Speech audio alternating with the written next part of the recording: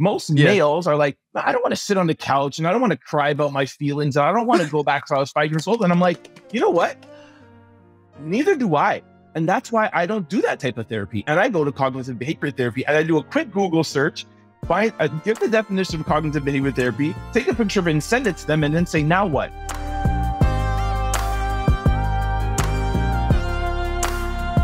So hello, everyone. It is such a pleasure to be here today with my guest. I am really looking forward to this conversation. And my guest today here on Couched in Color, you know, the podcast where we talk about all things mental health, particularly for those of us who come from communities of color. And my guest today is an entrepreneur, a mental health advocate.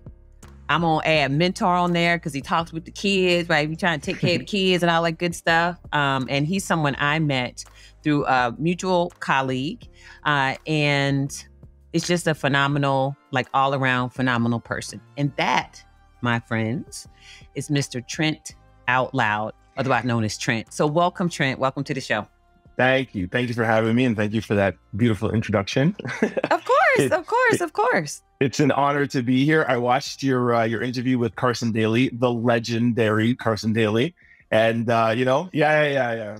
Shots fired for that. No, it was super dope. And like to see the things that you were doing and how he was talking about you and like maybe being in the Biden administration and doing all of those things. Like it's an honor for me to be on your show. I didn't leak any information about, he talked about that. So, but you got to speak things into fruition. You know what I mean? That's it. Amen. I'm in your corner. I'm rooting for you, you know? Well, thank you. It is a mutual feeling. When we had the opportunity to work together on the Acoma projects, what was it? It was called State of Emergency, You Are Not a Burden. And this was a Black History Month event that we did that really focused on trying to be responsive to that rash of prominent people, Black people who died by suicide. And so, I just think about Chesley Christ and Ian Alexander Jr. and the young brother from, I think it was The Walking Dead. And then there was the mayor who's close to where we are in the DC area of I think it was Hyattsville, Maryland. It was the brother who was the mayor. And, it was so powerful to have you be a part of that because as a Black man, there's a uniqueness to your story that I think we don't get to see enough of. There are a lot of people who are becoming more and more open about it. One of the people I always refer to who's out there always talking about his mental health, Charlemagne the God. Shar is all about investing your mental wealth. And, so I'm really appreciate, like you said, shouts out to him for being open. But what I would really love to hear from you is a little bit more about your own story, your journey. What brought you to this place of being willing to be so open and share about what it means to be a Black man and issues around mental health? Well, for me, I've always dealt with it kind of like my whole life. Since I was a teenager, my issues at home with my father. And that's why I resonate so much with the things that Charlie talks about and, his father and the things that he had to deal with. And so it started out there, but I kind of never really took it too serious. And coming from a West Indian background, my mom and my father kind of really don't promote that. For me, what really hit home, and I did some therapy, like in relationships with girls, like couples therapy and stuff. So I've always kind of been interested in it. I took a couple of courses in school, actually. But for me, what really hit home is when I was in 2018, when I was building out my stores and becoming a national brand, the sneaker industry kind of took a shift, let's call it. And in 2018, I lost $2.23 million in 1 year. And I'm not in sales. I like to just clear that out because somebody asked me yesterday, like I was doing an interview, like, hold on, you lost $2.2 million in sales. I'm like, no, I lost $2.23 million on my financial statement. Like I actually lost that money physically. So, as being a therapist or mental health advocate, that could really push somebody into, the break. So, I decided, I kind of just felt off and I was kind of feeling things coming like before that, like Oprah says, you hear the whispers and then you get a tap on your shoulder and then the house falls down. I quote that in my book from Oprah, my fairy godmother. yeah, it was kind of just going through some things, and then just 2018 hit, and I went to my family doctor. I'm like, something feels off, man. I'm just not feeling right. And he had some experience, in therapy. So I did a couple of sessions with him, and then he was like, I think you need to see a professional. And he called one of his friends up, and he's one of the leading mental health therapists in Montreal. I started going to see him. We'll get into it over the hour, but I went to him. He diagnosed me with maybe having some sort of hypomania or maybe some manic episodes. I pushed back right away, and I was like, man, I Googled it. And I'm like, what's hypomania? I'm like, no, I pushed back, and I'm like, I don't need therapy. So I have done the full circle of like, touching on it, going into it, staying away from it. And now, I don't miss a therapy session. I go every week, and, and I try to, through my books and through my talking and my speaking engagements, I try to just let people know, especially from our culture and people that look like me, especially being a Black man, that it's okay. It's okay not to be okay. And I feel like it's doing my part to kind of just give back and help other people that may have been in my situation. Wow, that's powerful. And Yeah. there's so many layers to it. And so one thread that goes through it, though, I would say is two threads are persistence and courage.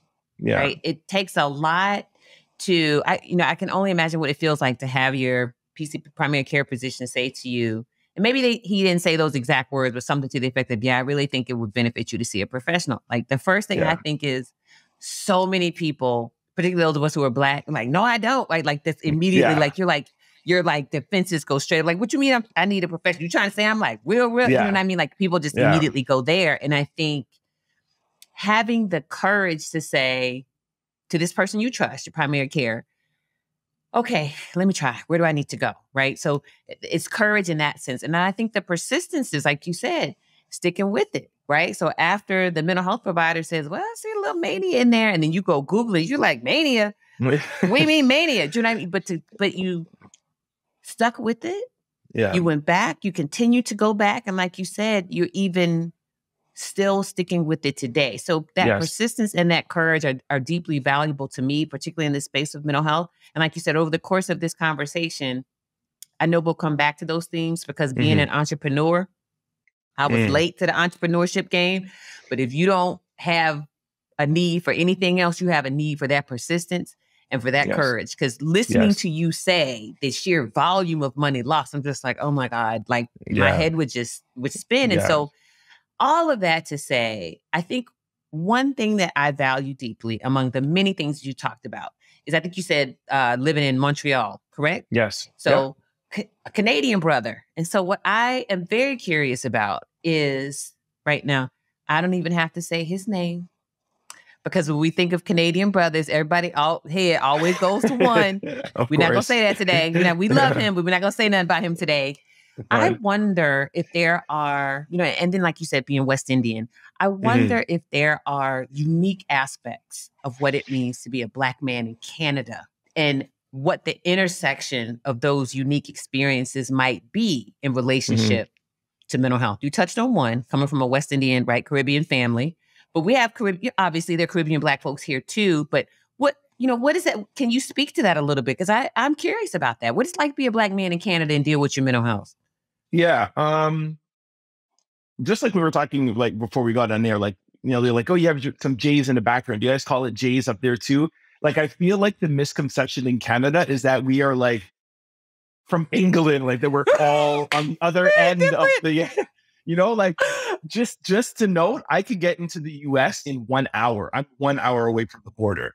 So Toronto, Montreal is very Americanized. We are still very deeply rooted in our Canadian cultures, our Canadian foods, our Canadian diets, whatever. But we're so close and embedded with America that it's not too far off. You know what I mean? But of course, I'm sure there's less Black therapists. There's less Black owned businesses. There's less Black everything. I think in the US, the percentage of Blacks in the US, I think is 12 or 14%. 12 or 13, correct. Yeah, exactly. And I think in Canada here, it's 3%. So that should just give you, exactly. So that's it. But we're only 30,000, we're only 35 to 40 million people, right? We're the population of California. right? Wow. So Right, right, yeah, right, right. exactly. So, but still, the percentage still tells you a lot, right? We're 1/3 the population of America for blacks out here, but we all go through the same thing, right? There's still the discrimination, there's still the racism, there's still everything out here. From the mental health aspect, I look at things in a different way. And I Mm-hmm. know I've been on what your Acoma project show Mm-hmm. before, and I've done a couple of Mm-hmm. things in the US.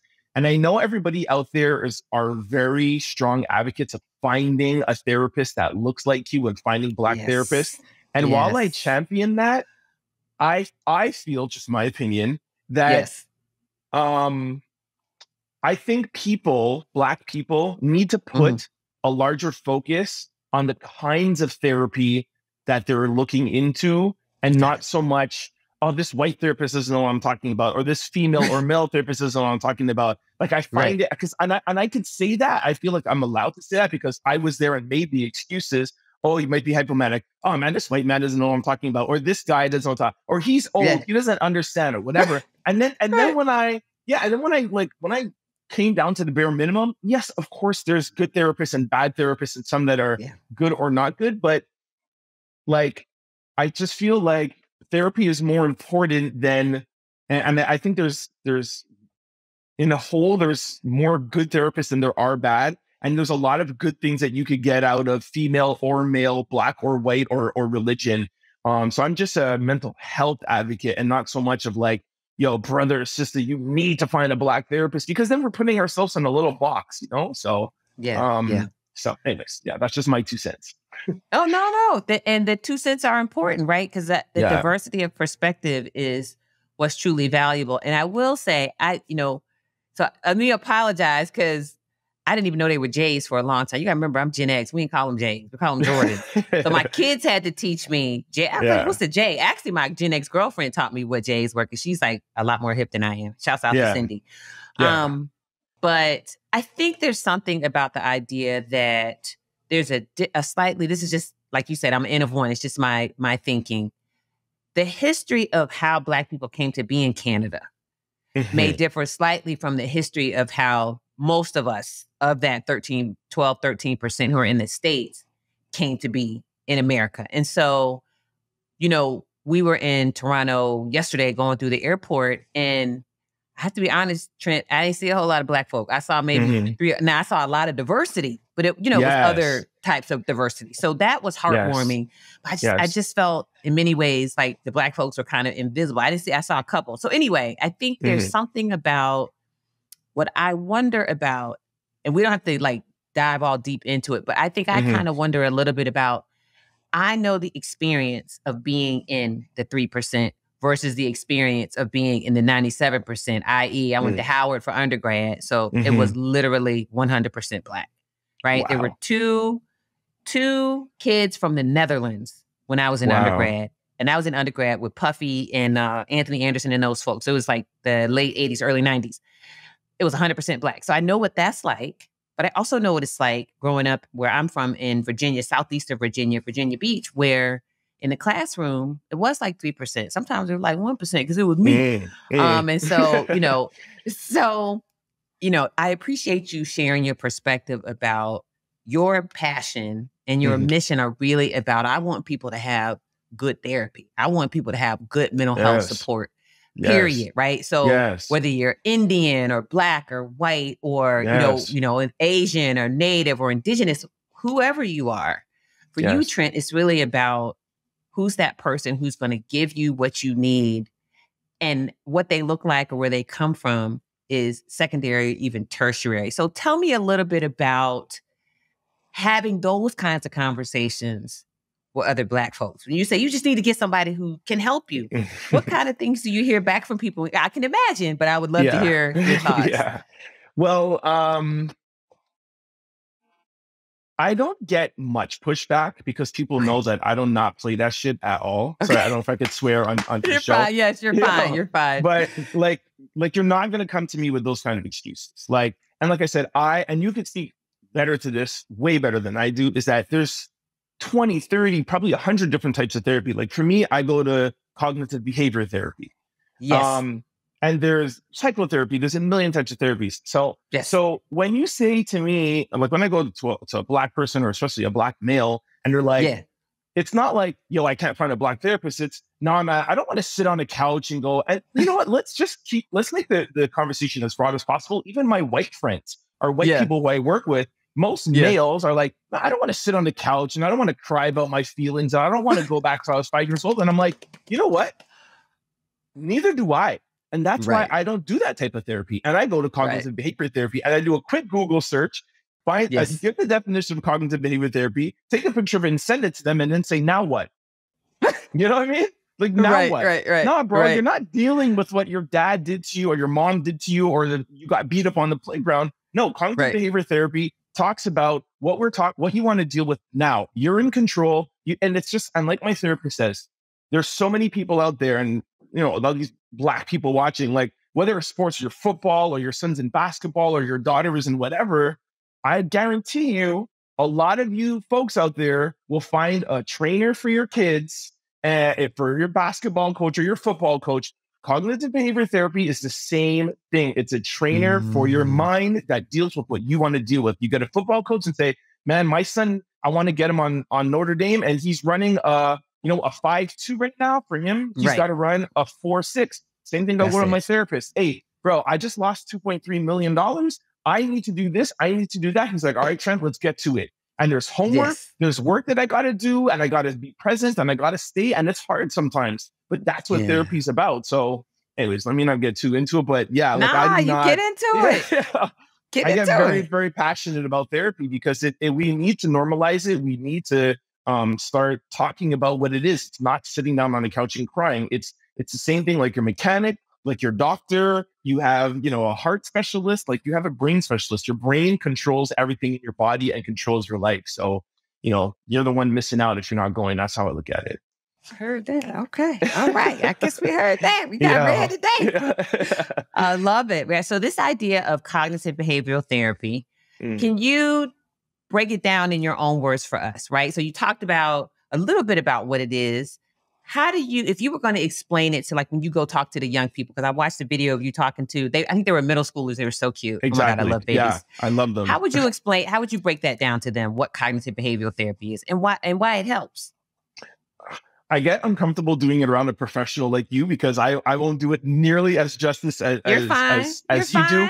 But yeah, exactly. My interpretation of cognitive behavior therapy is really dealing with your present self and dealing with your issues, and not to say like, for example, right? Like my father was an alcoholic. I'm not saying my father was an alcoholic, just giving a general term. So there's twins. One twin drinks and the other twin doesn't drink. So is it the father's fault that he was an alcoholic? Some forms of therapy will tell you, yeah, you saw your father drinking. That's why. But when you really look at it, like how come one twin is not drinking and the other twin is drinking?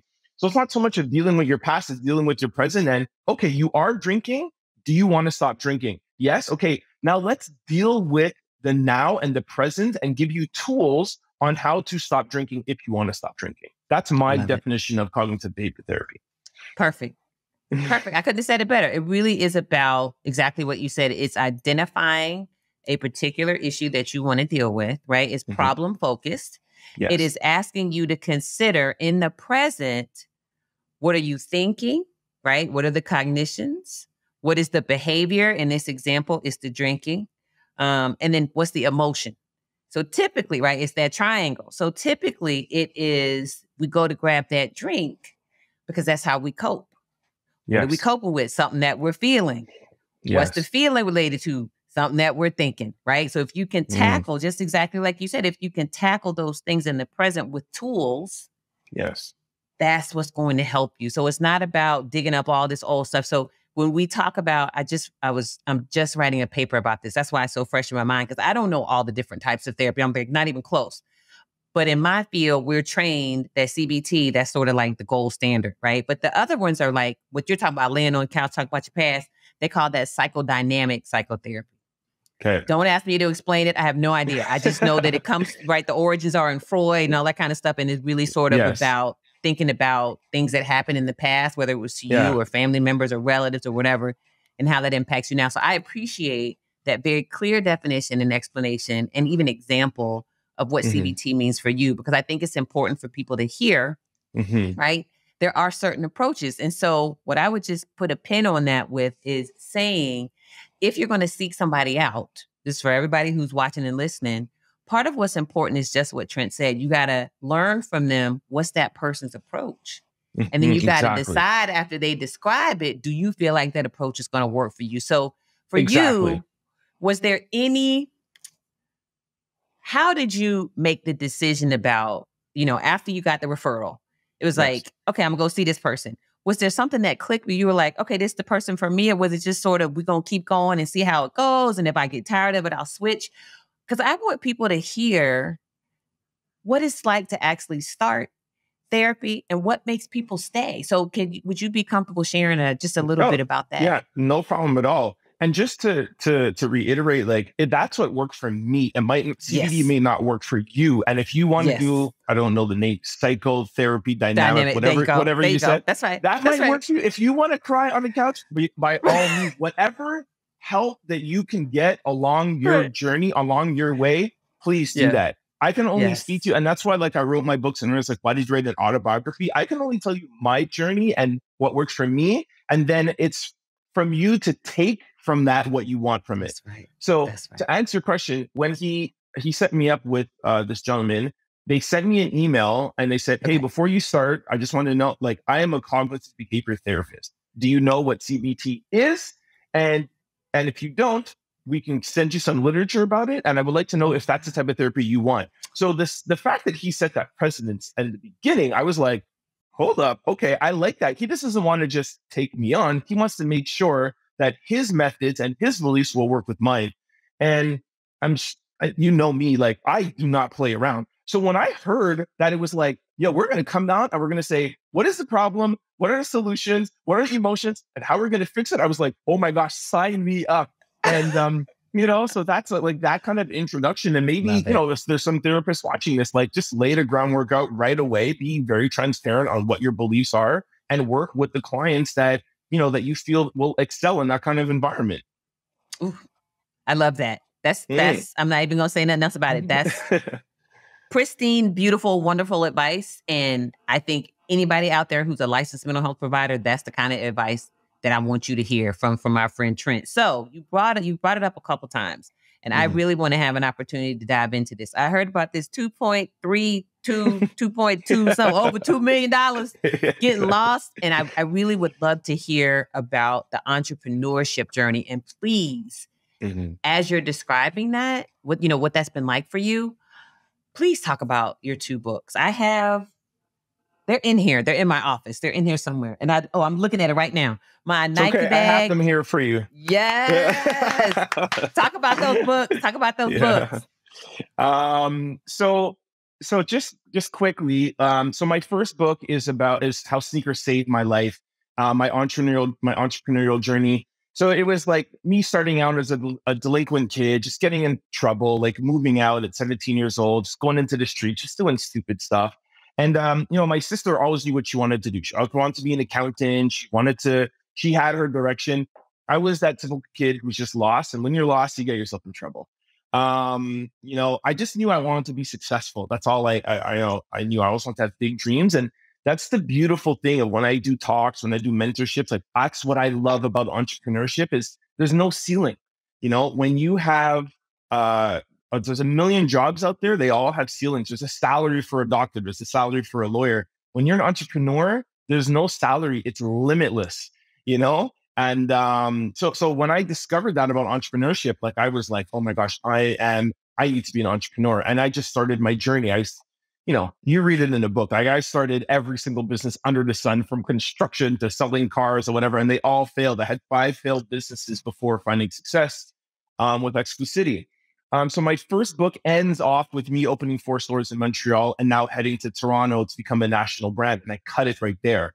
And that's the saving my life side. Now, the second side, book 2, is how sneakers ruined my life and how the beauty of entrepreneurship, knowing that there is no ceiling, knowing that when I stop the grind stops, now reversed and worked to my disadvantage because I didn't take any time out for Trent. I didn't take any time out for myself.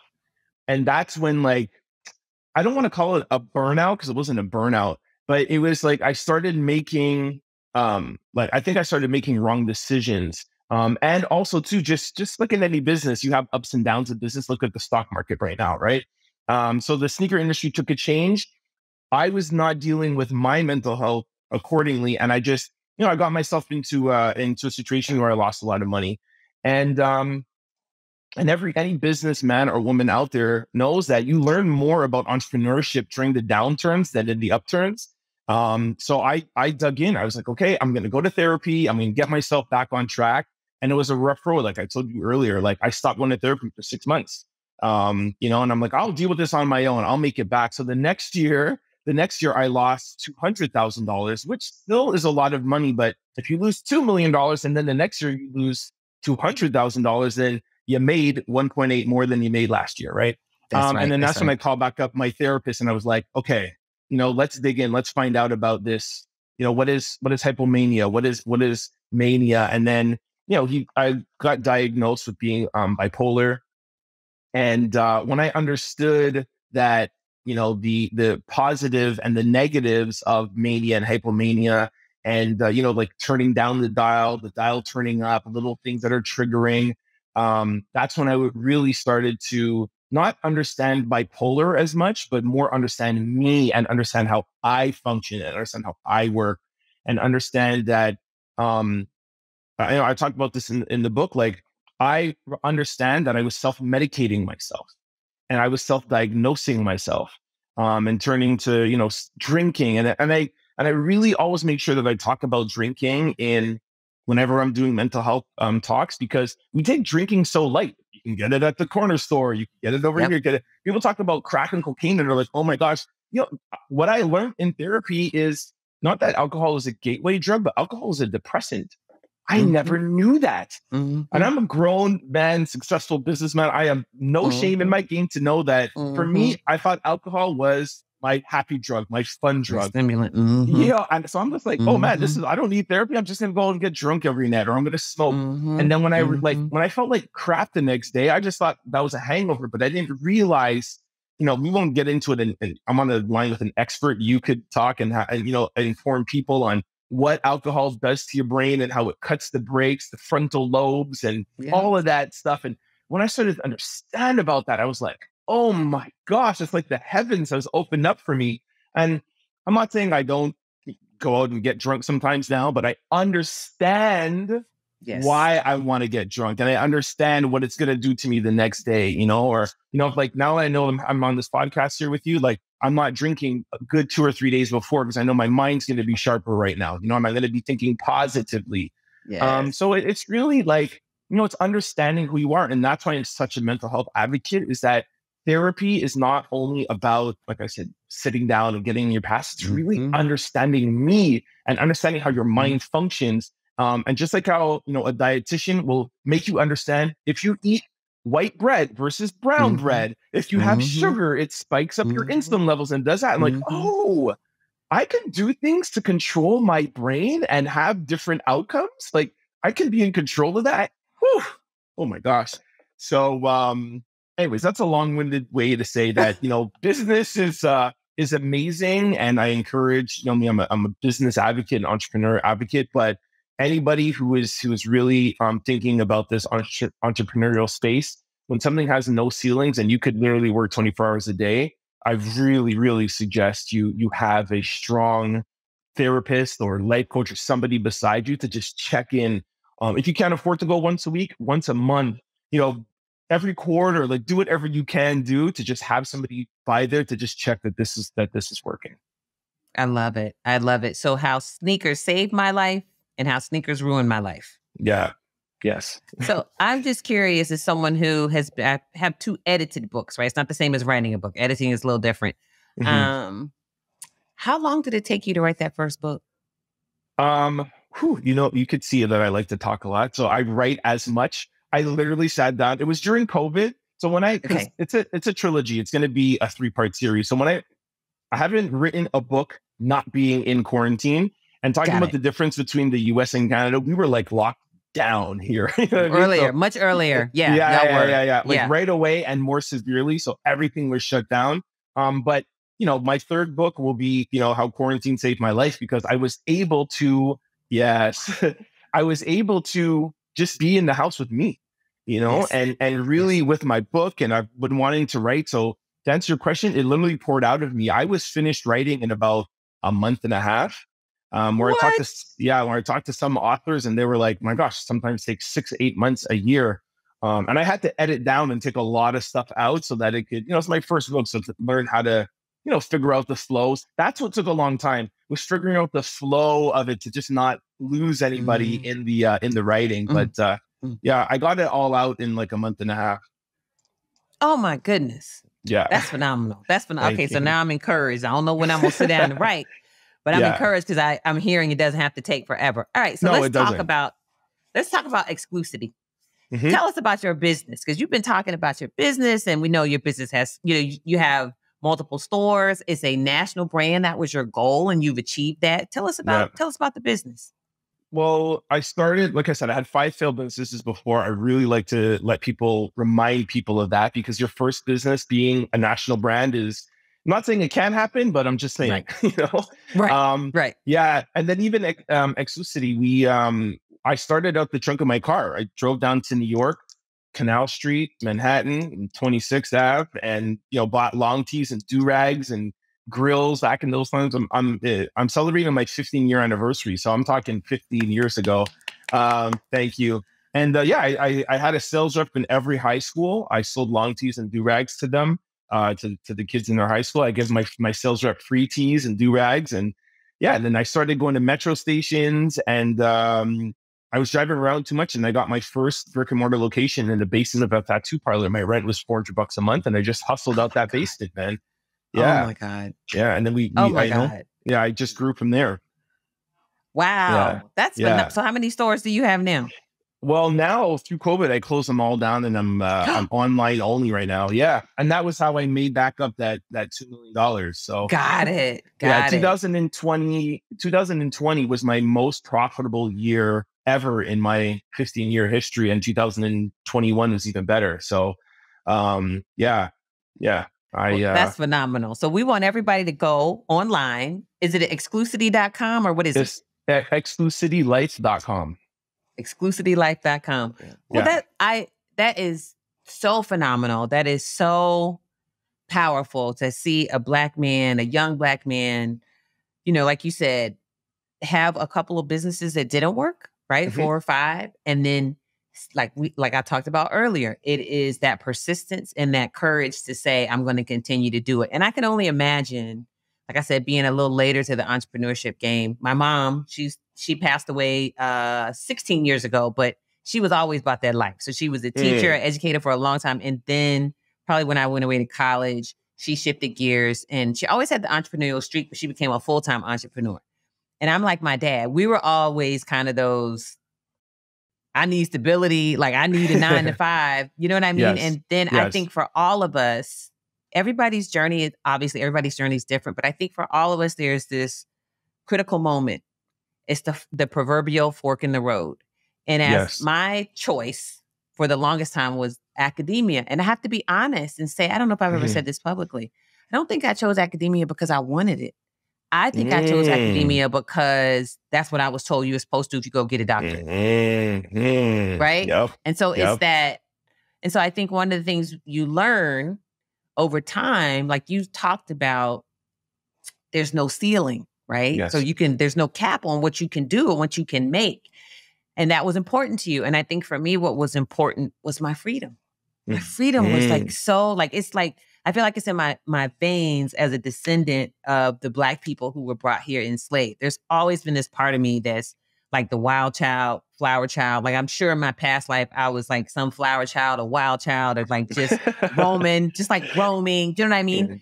Because that's important to me. So the freedom aspect of entrepreneurship was what drew me. Like nobody can tell me what to say. Nobody could tell me what to do. Do you know what I mean? I don't have a boss. My boss is me. And so now I like to joke and say, I have the best boss I've ever had in my life because it's me. Yes. And So there's just so much about it. But I can also remember that the ebbs and flows of it, right? Being on this journey. And to your point, if you don't take care of yourself consistently, I always say prevention is always better than intervention, right? So as an entrepreneur, if you're not every day spending some time trying to take care of yourself, when you hit those rough patches, sometimes I think we're not prepared to ride those out because we're not giving ourselves the tools. We're not building ourselves up. We're not strengthening that muscle. And so my analogy is always, like you said, you treat your mental health like you would anything else. So if I'm a weightlifter, not big time, but I love like free weights and dumbbells. Oh, really? I didn't know that. Oh, yeah, I love it. If I'm away from the dumbbells and the free weights for 2 weeks, like when I just went on vacation, right? I was I work out with 20-pound dumbbells. Well, guess what? When I go tomorrow, 20 ain't happening because it's been 2 weeks. I'm going to have to go back to like 5s and 10s. So that's what I mean. It's sort of like that with our brains and with our emotions and with our psyches. You got to work on it all the time to keep it strong. And so I think for me, I'm wondering for you, in addition to CBT, what kinds of things do you do to help keep that psyche, keep Trent, keep yourself emotionally well and emotionally strong? Now I know why we get along so well. The last paragraph in my book is true financial freedom comes from ownership. And the most important part of the statement is freedom, not financial. Forget the financial part. The money comes and goes. It's the freedom that will give you the life that you truly want. There's true happiness. That's where true happiness resides. And that's what sneakers gave me, freedom. Like, I kid you not. Like, that's the end. That's how sneakers say, I'm spoiling the end of the book, but that's what sneakers gave me is freedom, dude. Like, it's Amen. like, it's just, I was free and not the money. The money's going to come and go. And when I realized that, I was like, yes. So, shout out to you for that. So what do I do? And look, it's going to sound corny because I'm speaking with a therapist and we're talking about therapy. Like, this is what I do. Is I go to therapy. I go to therapy. And I even sometimes my therapist is like, hey, Trent, like, you sure you need every week? Because, you're doing good. You're on a good path. I'm like, nah, dog, I need this, And sometimes I'm like, it's the summertime. Like, okay, let's do every 2 weeks, every 3 weeks. And then what I found is that doing things like this and doing talks and talking about therapy keeps me present in what I know I have to do. And knowing that I have to be an advocate and knowing that I want to be an advocate and being a role model and going to these middle schools and these high schools. And just last week, I was at a Black business men conference. It reminds me of the things that I've learned in therapy. So, it's selfish. Like, I don't do these podcasts for other people. I do it really for me, Oh, that's all right. Yeah. That's all right. Yeah. That's all right. We're happy to have you. And we're happy that you're so open because my thing, part of why I was so passionate about doing a video podcast, and I remember there have been plenty of times, again, going back to that theme of freedom, right? I'm going to screenshot that from your book. I'm looking down where the book is, and I'm just going to hang that up somewhere because I agree with you 100%. And there's so many times when, for example, people said, well, just do an audio podcast. And my thing was, but you can't hear what people look like.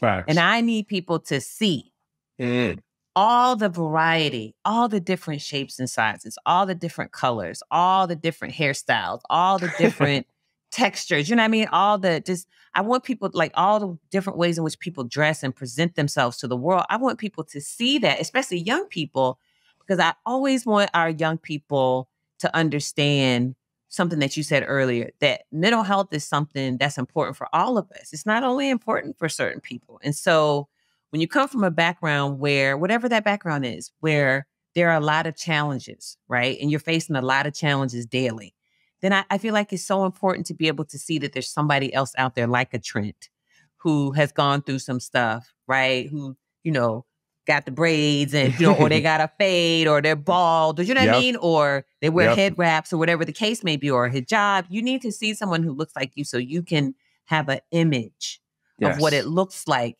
to be healthy, to be able to talk openly about your mental health, to be able to say, I went through these struggles. I had some challenges when I was young and I worked on it. And here's what I did to work on it. All of what I did may not work for you, but I want you to know that it's possible to get from A to B, right? Because I did it.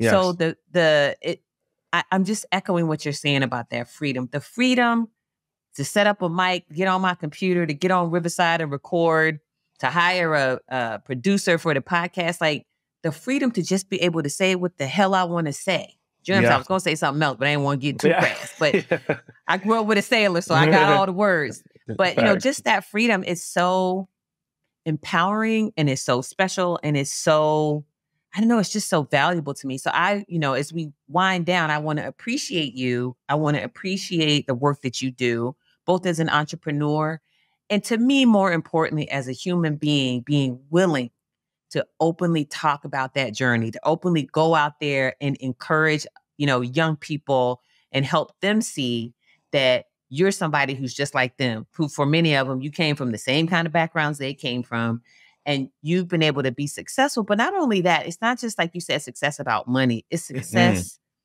about healing, right? Yes. You're a healing success and you're constantly working on it. And so I just want to appreciate you for that. And, you know, before we close, I really would love to hear, are there any, and maybe there aren't, but it just occurs to me, are there any stories you can think of going out and talking with these young people and having something happen that really touched you, that was really special to you and let you know I'm doing the right thing by going and talking to these kids? Yeah. Okay. I'll tell you two quick stories because I wanted to touch on when you said about your dreads. By the way, your dreads are amazing. Like, oh my God, no, your dreads. I told you that before. Like, your dreads are just so fire. Like, I want to try to do that one day. So, talking about hair, I have always had a shaved head my entire life because my parents were very, very strict. Don't grow your hair out. I couldn't have lines. I couldn't have designs, anything. And I was on a talk at Shopify, a black entrepreneur talk. And there's this one guy, he had braids on, but he had braids. And this is like, I don't know, maybe 4 years ago. And he was like, everybody told me that I shouldn't have braids. I couldn't keep braids. And he has a clothing line. And he's like, yo, I wanted to keep who I am. And I don't care if I had to walk into a bank, you know, and I wanted to keep who I was. And I was like, that kind of stuck in the back of my head. I was like, that's dope because I've never had that courage to say, well, I'm going to grow out my hair. We're going to grow out braids because it was so ingrained into me that white people have to accept you. White people have to do this. White people have to do that. So you have to appear this way. So then I saw Jay-Z has never spoke about why he's growing his hair out.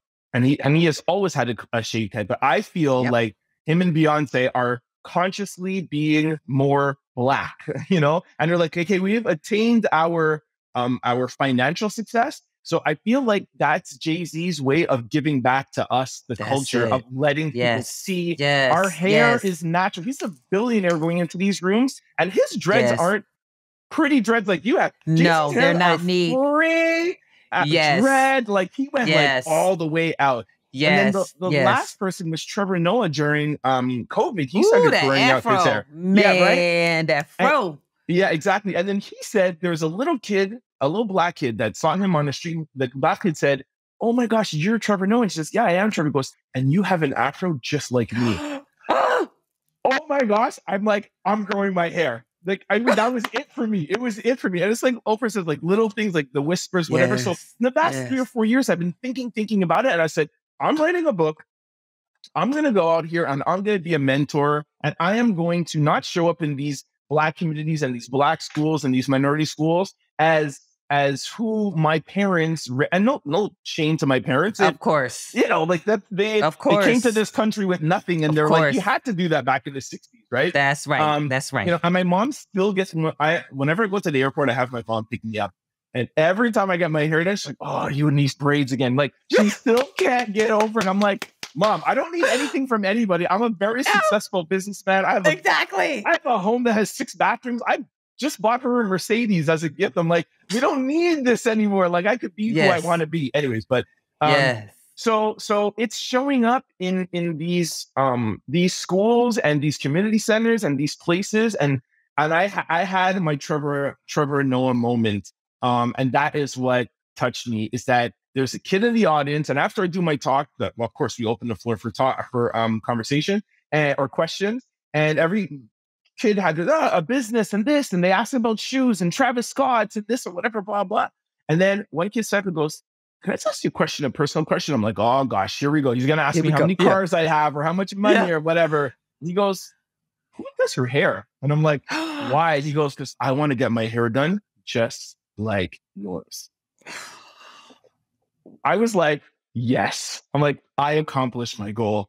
It was in Toronto, and I'm like, my hairstylist is in Montreal. And he goes, oh, sometimes I'm there. And I'm like, next time you come to Montreal, I gave him my phone number. I'm like, I will pay for you to get your hair done Oh, at my hairdresser. And he was like, thank you so much. And then I connected them on DM. So I'm going to pay for him to get his hair braided. But it's important what you said. It's important for these kids for us to show up in these places and make them realize that it's okay to look and be comfortable of who we are. This is our hair, and it's totally fine.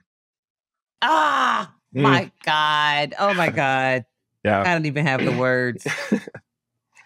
It's just the story just took me on a journey. I'm just thinking about the freedom. I never thought about the freedom in Jay's hair, right? I didn't think about the freedom of it. It literally is free. And I remember seeing on Instagram or something, I'm gonna put it in the universe because I just am obsessed with her. I adore her. Gabrielle Union. I just love her. Love her and too. I've seen her talk about, like, with her daughter, like trying to teach Kavia, you love your hair exactly as it grows out of your head. You don't need to do anything to it, right? And so this idea of our hair as Black people is gravity defying. Jay-Z's one of those locks is growing like this. Yep. You understand me? And it don't fall. Nope. Who can do that, right? And so the power of that. So I could be like this today. I chop it off. I could have a little short, like Jada Pinkett type fro tomorrow. I could stick some weave in it. It'll be all the way down to the floor. The next day I could put a perm in it and it'll be bone straight. You know what I'm saying? And then I can go back to my locks because I got faux locks now. So it's like, this is how it grows out of my head. Yeah, I put color in it, right? I put color in it. I'm at that age. I'm put some color in it. I can't be gray. But it's the idea of the freedom of it, the freedom. And you think about, like you said, your parents, when they came to Canada, it was, you had to look a certain way. You had to be a certain way. You had to talk a certain way. You had to dress a certain way. And now it's like they have this great LinkedIn commercial. And it's something about, like, my hair is professional, or like my dress is professional. And you see all this diversity. I think there's somebody over like purple hair or something. And if it didn't break my hair off, mine would be purple, because I've had pink, I've had like Kool-Aid red, I've had it all. But the idea is the freedom to show up and be who you want to be and present yourself the way that you want to present yourself, having the freedom to do that. And this is how we're going to tie it all in a bow. Because guess what? Good for your mental health. Yep. Because you're not twisting yourself in knots. You're not hiding aspects of who you are.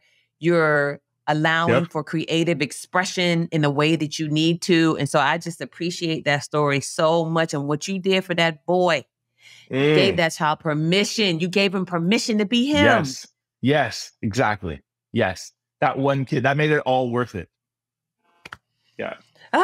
So I just want to appreciate you, Trent, for being who you are. I'm so happy that our paths crossed. I'm so pleased about your success. And I got to go shop on Exclucity, Exclucity Life.